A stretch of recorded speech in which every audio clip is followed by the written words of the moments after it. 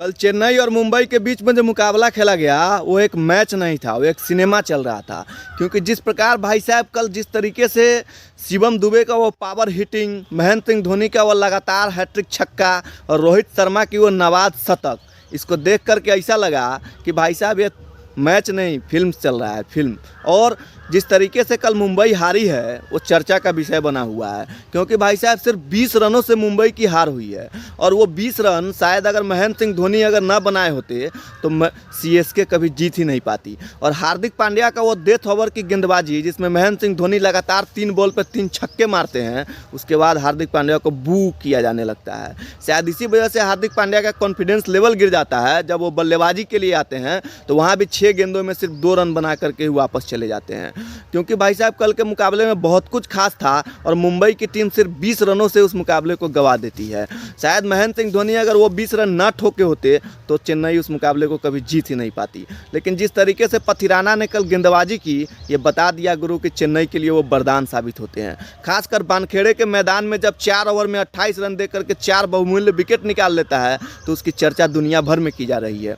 और ये बताया जा रहा है कि मुंबई के हार का जो जिम्मेवार है वो हार्दिक पांड्या है। क्योंकि भाई साहब उसने जब डेथ ओवर में गेंदबाजी की तो लगातार 3 छक्के खा लिए, उसके बाद बल्लेबाजी के लिए आते हैं तो 2 रन बना करके वापस चले जाते हैं। हार्दिक पांड्या की बल्लेबाजी और गेंदबाजी दोनों ही सवालों के घेरे में है। और जिस तरीके से कल मुंबई मैच हारी है, रोहित शर्मा के ऊपर भी सवाल उठाया जा रहा है।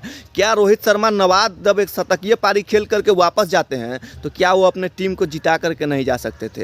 लेकिन के मुकाबले में बहुत कुछ खास था और रोहित शर्मा के लिए 4 साल के बाद वो शतक आता है जिसकी चर्चा चारों तरफ की जा रही है। और रोहित शर्मा के जो फैंस है वो इस बात से खुश है कि भैया वर्ल्ड कप वाले साल में रोहित शर्मा के बल्ले से शतक आ जाता है, वो भी 4 सालों के बाद।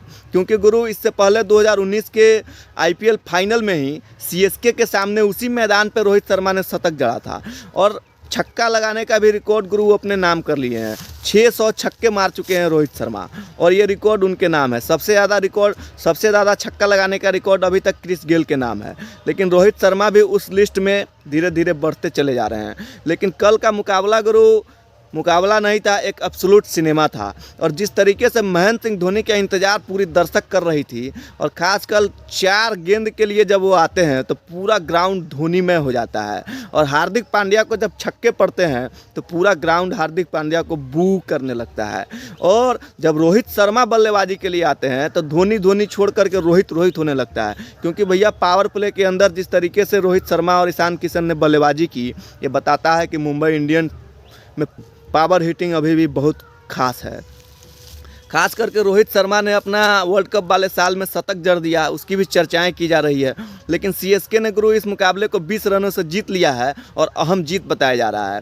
क्योंकि भाई साहब उनको सिर्फ दिल्ली के सामने हार मिली थी और एक हार उनको और मिली थी हैदराबाद के सामने। उसके बाद लगातार वो मुकाबले जीत रहे हैं जिससे सीएसके का कॉन्फिडेंस लेवल बढ़ेगा। और मुंबई 6 में मात्र 2 मुकाबले जीती है, 4 में उन्हें हार का सामना करना पड़ा। और कल तो सीएसके के सामने उनको हार का सामना करना पड़ा 20 रनों से, जिसके बाद जमकर जश्न मनाया गया। और महेंद्र सिंह धोनी की वो हैट्रिक छक्के को शायद याद किया जाएगा। उस ग्राउंड पे उन्होंने ही वर्ल्ड कप के फाइनल में वो लंबे लंबे बाल रख करके शायद वर्ल्ड कप जिताया था। उसी अंदाज में कल उन्होंने हार्दिक पांड्या को जब छक्के लगाए तो पूरा ग्राउंड हार्दिक को बू करता हुआ नजर आ रहा था। तो कल के मैच में गुरु बहुत कुछ था। कल का मैच नहीं, एक सिनेमा चल रहा था।